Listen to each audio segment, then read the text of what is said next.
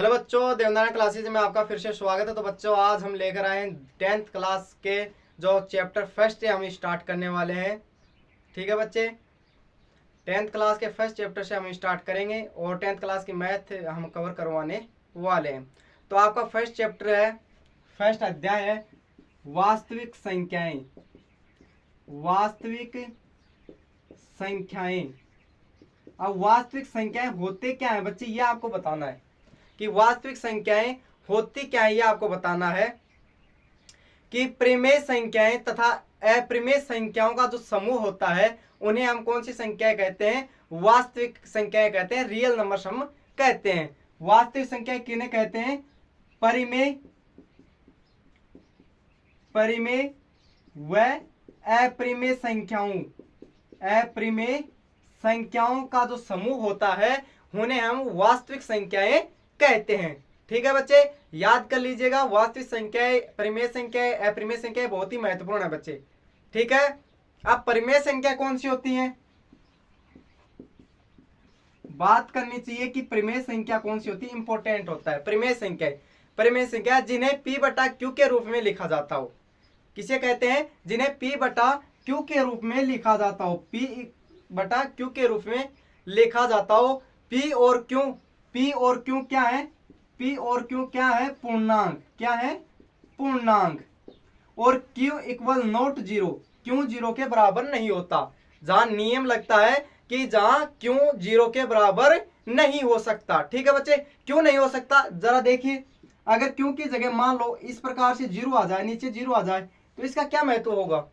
क्या महत्व होगा? क्या परिमेय संख्या होगी? ना दीदी ना, गलत बात हो जाएगी, ऐसा नहीं हो सकता। ठीक है बच्चे, तो परिमेय संख्या किन्हें कहते हैं? जिन्हें P बटा Q के रूप में लिखा जाता हो। Q और P, जहां P और Q पूर्णांक होते हैं, जहां Q इक्वल नॉट जीरो यानी जीरो के बराबर नहीं हो सकता। ठीक है बच्चे, हाँ जी।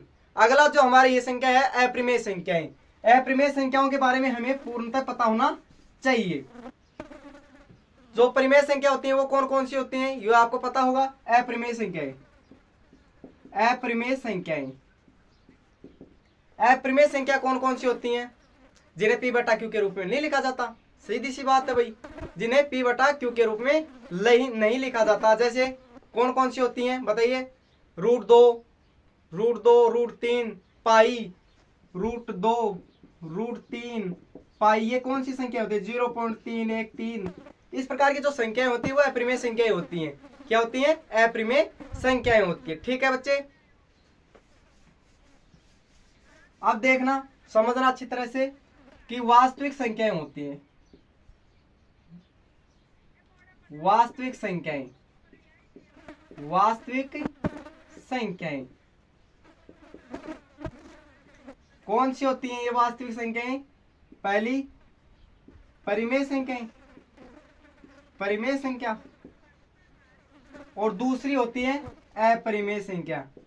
क्या होती है? अपरिमेय संख्या। ठीक है बच्चे, दोनों को समूह को तो वास्तविक संख्या कहते हैं।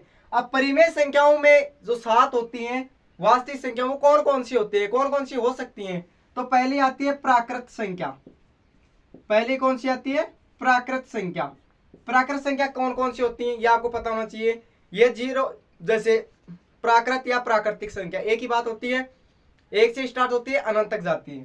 कहां से होती है? 1 2 3, इस प्रकार से अनंत तक, इनफिनिट तक जाती है बच्चे। ठीक है, दूसरी जो होती है हमारी पूर्ण संख्या, कौन सी होती है? पूर्ण संख्या। पूर्ण संख्या ये प्राकृत संख्या जैसी होती है, बस जीरो का होता है इसमें, ये जीरो से स्टार्ट हो जाती है।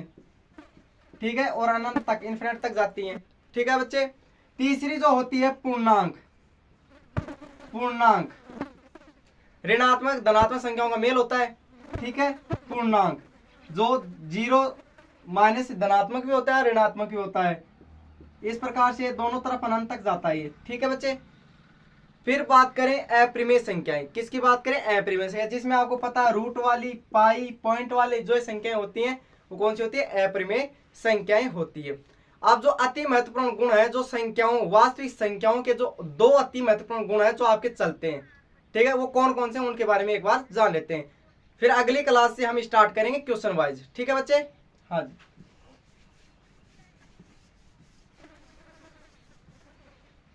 ठीक है, अब बात करते हैं वास्तविक संख्याओं के दो अति महत्वपूर्ण गुण।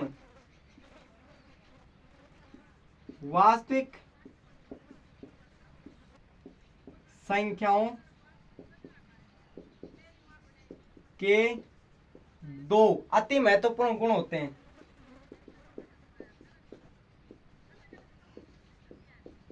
अति महत्वपूर्ण गुण है, कौन कौन से हैं भाई, ये आपको बताना है। कौन कौन से होते हैं, कमेंट कीजिए भाई।